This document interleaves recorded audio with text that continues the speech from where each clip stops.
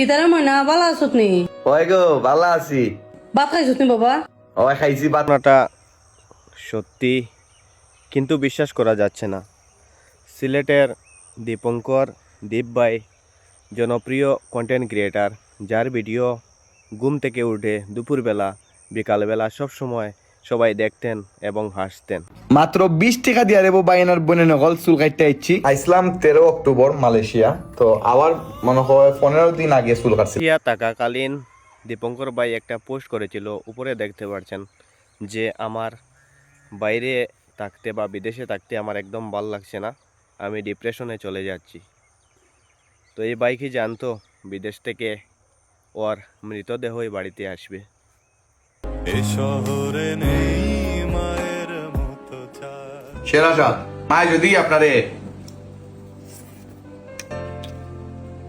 ডাইল ভাত খাওয়াই দিন, তাও খুব মজা লাগে। তোমার হাতের খাওয়া অনেক ভালো লাগে দীপঙ্কর ভাই। মায়ের সঙ্গে কত কি আলাপ, সবসময় মায়ের সঙ্গে বা দীপঙ্কর ভাই তার মামার সঙ্গে ভিডিও করতো।